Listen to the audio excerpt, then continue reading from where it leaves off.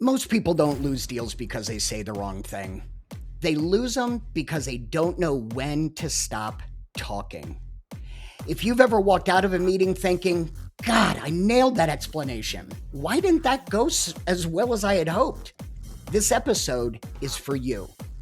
Because authority isn't built by filling space, it's built by controlling it. And if you want to own the room, you need to stop trying to fill it. By the end of this episode, you'll know exactly how to use silence to slow down the room, raise your status, and let decisions move toward you instead of away from you. Now let's get to it. Here's the deal. Sales isn't about pushing harder, talking better, or flooding inboxes. That's noise, not strategy. Real business development? It's about presence, precision, and knowing exactly how the room feels before you open your mouth. Jake Stahl, author of Own the Room, How to Communicate to Be Seen, Heard, and Respected, has spent over 30 years training teams across 6 countries and 47 states, teaching solopreneurs how to turn conversations into conversion.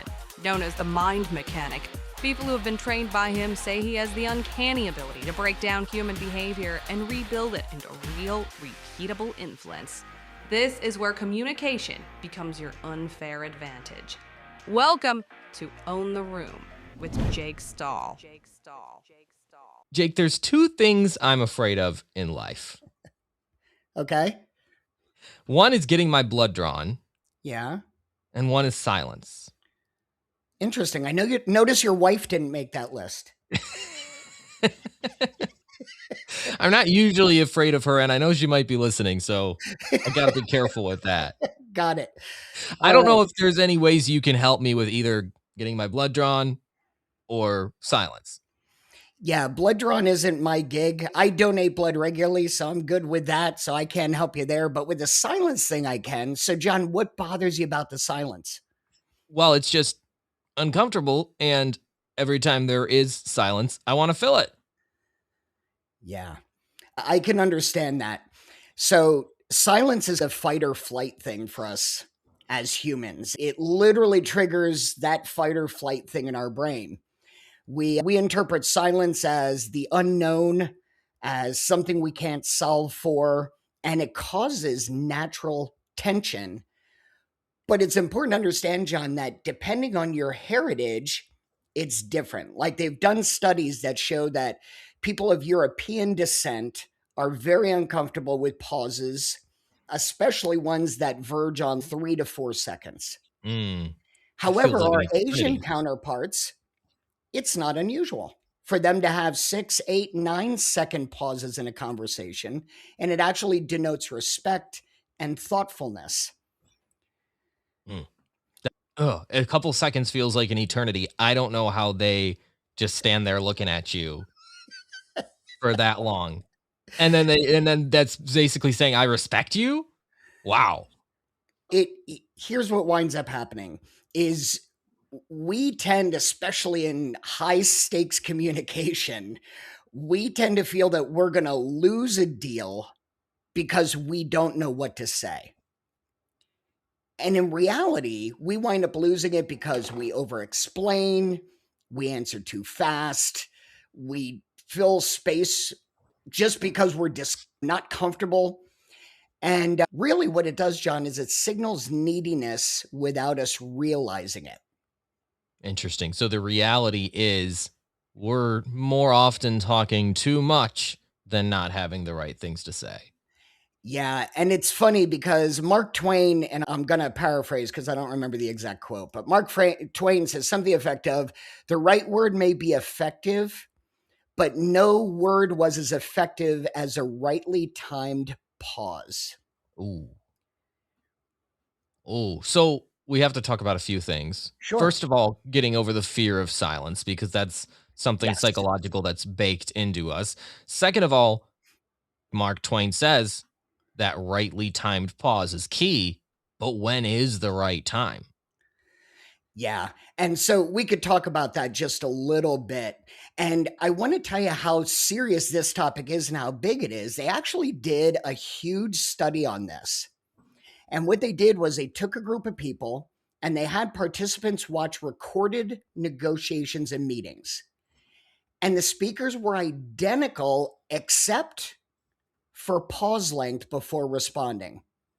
Some responded immediately, others paused 2 to 4 seconds before speaking.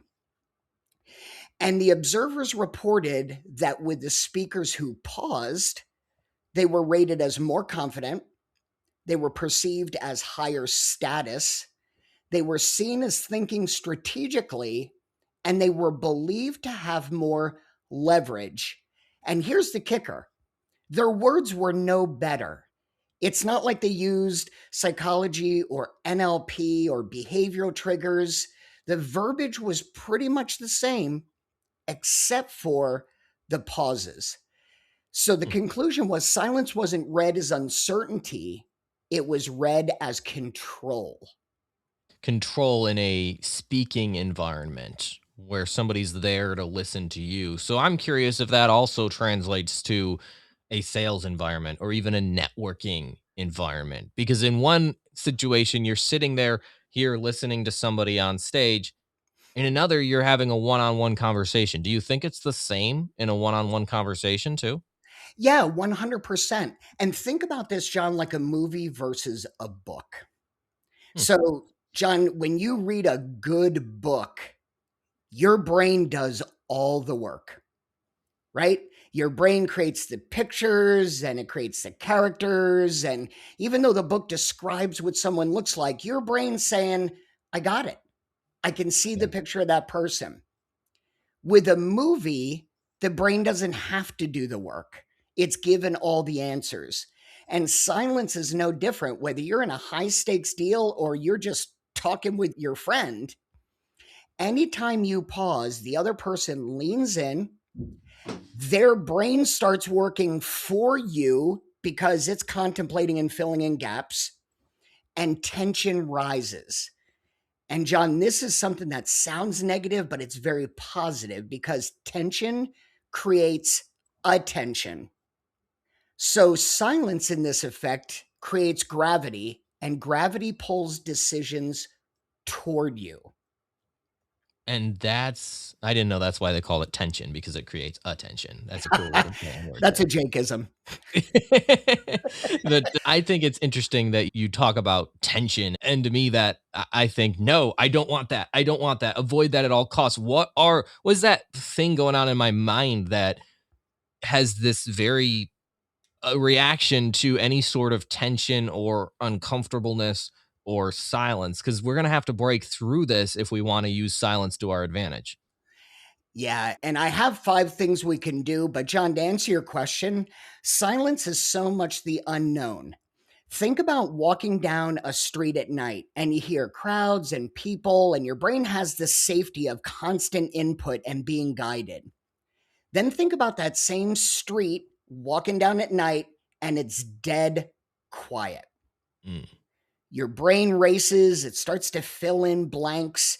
It literally gets all consumed by everything it can feel is going to go wrong. And that's what happens when we do silence in a communication environment where we need results. Is this why we're up at night thinking, tossing Yeah, and turning, thinking because it's silent? exactly. And when I always say the movie my brain plays during the day is always romance and adventure, and the movie my brain plays at 4 a.m. is a horror story. Yep, relatable. And as a parent, I can tell you that you can't wait for your kid to start talking, and then you can't wait till they shut up. So your brain is always looking for a different way to get that silence gap and either fill it or create it. So, John, I have some things that people can do to start to get more comfortable with silence. Okay. You said 5 things. Let's run them down. Yes, sir. So the first is add a 2-second rule in your conversation. And this is a great way to practice it. So before you get into that negotiation or that sales pitch, practice this with people that you know so you can get comfortable with it.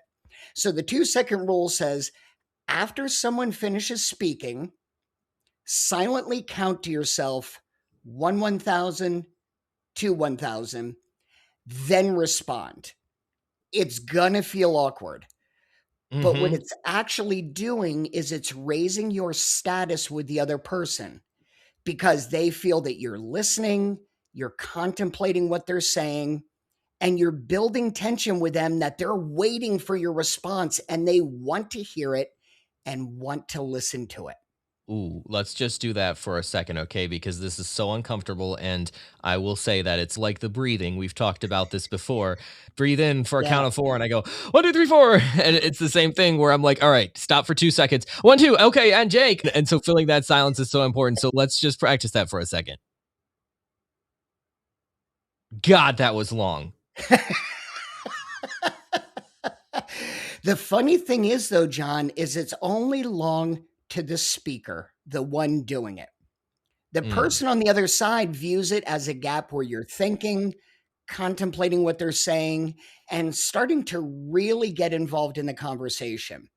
So if you can practice this 2-second rule with your wife or your friends, you're going to notice it's long for you, but they're barely going to notice.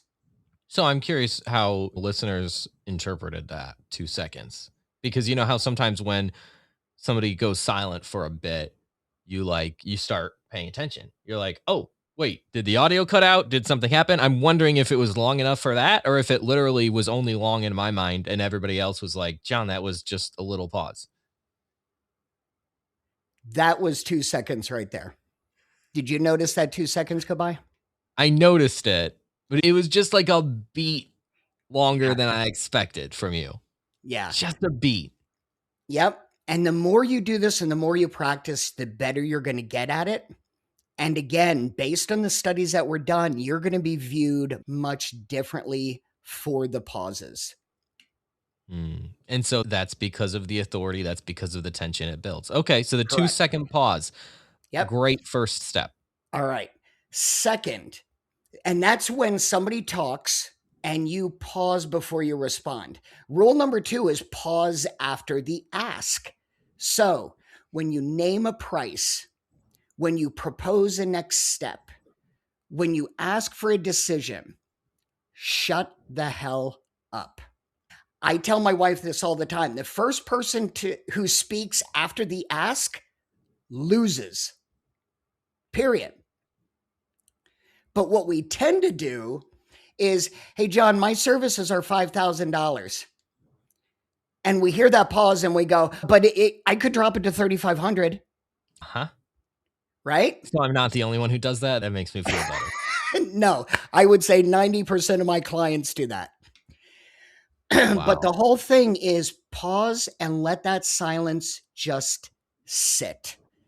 And if you have to get a squishy ball that you can squeeze and mold and manipulate and really dig into while you're doing that pause, but just wait it out. And this gets more comfortable as you practice the 2-second rule. That is so hard. Boy, that is so hard. Another application. I teach a college class and I'm not a trained teacher, so I'm winging it myself, but I get up there and I ask the students, all these college students, most of them have earbuds in and aren't paying attention. And I ask them a question. So what do you think about this? And then I wait maybe a second or whatever feels long enough and nobody says anything. So I go, here's what I think. And then I fill the silence. I'm wondering if I need to look and say, what do you guys think about this?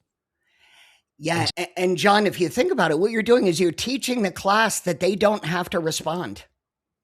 You're right. They just know if they wait long enough, you're just going to jump right back in.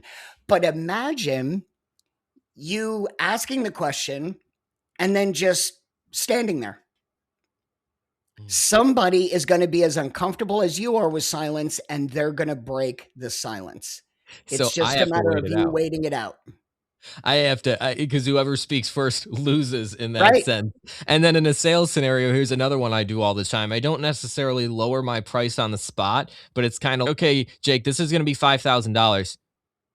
But I understand if that's a lot, but let me tell you about all the value that's going to be part of it. So then I start to justify it and not necessarily lower the price, but justify it, would you say that's just as bad? Yes. And let me tell you what just happened. And I think the listener will agree.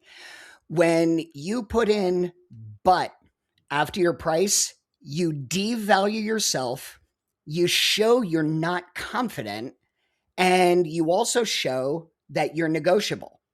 And what I teach my clients all the time is if I can get you to negotiate once, I can promise you I'll get you to negotiate again. So by showing your lack of confidence, that's distinctly different than me going, John, my fee for this is $5,000. Accepted. I understand. You feel how that tension built, and you're like, I've got to say something. Yeah. Yeah, I didn't like the silence for one thing. And for another Yeah. thing, the tone that you used in saying that, it's even the pitch and the way you end. You don't end on my fee is $5,000. You end on my fee is $5,000. Like these little subtle things make a difference. They do. And we talked about this in a prior episode that you don't ever want to end on an upbeat. Like my fee is $5,000. Is it? Dang, that's a lot. You got that? I think it's $5,000. It's $5,000. So pause after the ask. Yeah. Yeah. That's Third cool. Okay. is use silence instead of justification. So what I mean by that is when someone pushes back, don't explain, don't defend, don't soften, pause. Let them fill the gap. Because people often negotiate against themselves when you don't rescue them. We've all been in that scenario. We're really angry with somebody and we go at them hammer and tongs. And then the other person doesn't say anything. And then you start to justify why you're angry. And the other person doesn't say anything. And then you start to go, yeah, maybe I overreacted. We start to negotiate with ourselves. This is like the old saying, if you get somebody enough rope, they'll hang themselves, right? But the silence is huge. I did this with my kids all the time. They would be angry about something and they'd wig out. And instead of me justifying or getting upset with them, I would just sit there and just look at them. And eventually they talk themselves off the ledge. Boy, for people who like to talk, this is really hard because usually I find myself as the one who talks myself off the edge, not the other way around. It is extremely difficult because we're not used to it, because society and sales skills teach us the best talker wins. The silver-tongued devil gets the sale. The person who has an answer for everything is the one that's going to make the deal. And the reality is, the person who knows how to shut up is going to be viewed better, be seen as higher status, and they're the ones that are going to get maybe not the deal, but most of the deals. I go back to this 10 to 20% close rate. If you're struggling with a 10 to 20% close rate, I can promise you, you are not pausing and you're giving things away. So it's the 2-second silence, right? That's what we start with, the 2-second silence. Yep. We're letting it hang after we give a proposal, so to speak. We don't justify, we do silence. I think that's exactly what I was talking about with filling the gap of silence with, and this is why it's really important.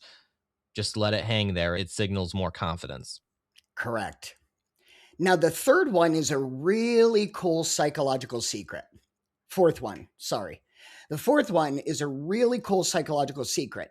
Slow down your first sentence, because your opening line sets your rank. And what I mean by that is the first sentence sets who you are and your status.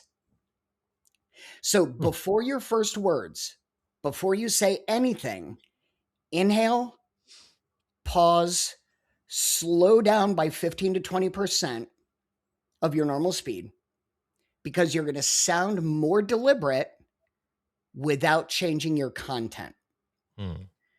So think about it this way.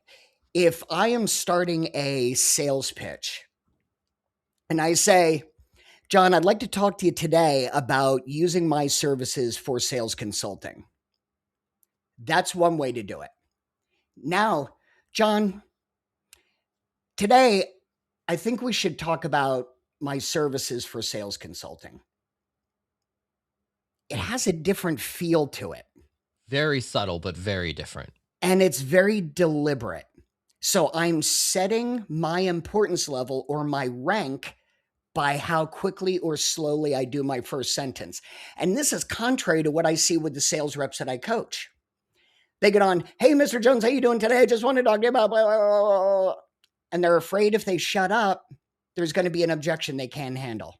So we have to be careful here because there's this dichotomy of energy versus command. So a lot of salespeople want that energy, right? And a lot of times that energy happens to come with the speed. I'm really energetic and excited. So how do we balance the two things? Not drop our energy and be Eeyore, but still command through the deliberateness of our speech. And I think you said it, John. Speed does not equal energy. So I can get on the phone. John, I think today we should talk all about how I can benefit you with my sales training program. There's energy. It's not Eeyore, but I am setting the pace and I'm getting them to lean in with my presentation or with my first sentence. So don't confuse energy with speed. Yes. If you're watching on video too, if you're not watching on video, what you didn't see is the way Jake physically leaned in. Okay, so there is like biology to this too, right? It's There what you're is. physically doing. It would be hard to have energy slouched back in your chair. Yeah. Just that positioning literally does matter. You're using your hands, even if you're Italian like me, you use your hands all the time. But the way you were positioned made a huge difference there. I just really noticed that. And you probably noticed that if you were watching on video. If you're listening on audio, wanted to make sure you knew about that. It's just so important. I think we always joke about if we're talking to someone who doesn't speak our language, that you talk loud and slow, thinking that's going to somehow make them understand English better. I do that all the time. Yep. Oh, yeah, of course. And I'm sure other cultures do that with us. A child. Yeah. Or a dog. And so it's no different here in that it's not the fact that you got to go quick or you got to go fast. It's just make sure that your inflections are there, your body language is there, and open up slower than you normally would with those pauses and inflection points. All right. So those are the first 4 things we got. The best way to stay confident under pressure. And here's one that's a repeat of another show, John, because this is so important. And we just talked about it a couple of seconds ago, is end statements, not questions. What I mean by that is drop your sentence, pause, and hold eye contact. No verbal handoff, no upward inflection, no nervous follow-up. Silence at this point says, that was the point. Now you sit with it. And I'm not budging. Yeah. This is like when you see those big orations in a movie and they slap the desk and they go, ladies and gentlemen, I rest my case. And that was it. And they walk away. That was the point. Now you sit with it. It's a mic drop moment. It is excellent. Excellent. Mic drop moment is absolutely accurate. And so eye contact is a little weird with virtual conversations. It can be. It can still happen, right? Yep. I'm looking right at you right now. I know. I'm either looking at the camera or I'm looking at you. So it can be. That's a little weird. And then also silence. Silence is whether you're virtual or in person powerful, right? Are there any other things you talk about dropping? This is dropping the pitch, right? We're not talking about dropping the volume. We're dropping the pitch to make it a firm statement. Correct. No upward inflection like we just did a couple of minutes ago. No. So what do you think of that deal? My price is $5,000. None of that. And no nervous follow-up that, John, my services are well worth $5,000. Are you okay with that? I could drop it to 3,500 if you want. None of that. And no verbal handoff. And what I mean by that is no, what do you think? How does that sit with you? We get taught that in sales all the time. Don't do that. So don't say to somebody, hey, my price is $5,000. What are your thoughts? Get rid of that verbal handoff. My price is $5,000. And let them come. You don't have to tee them up for the next thing to say. Now, that's a lot of the yes momentum concept too. What do you think of that? What do you think of getting more clients? Yeah. And you're trying to get them to say yes. And I know you're not necessarily pro yes momentum. I'm not. It is silly.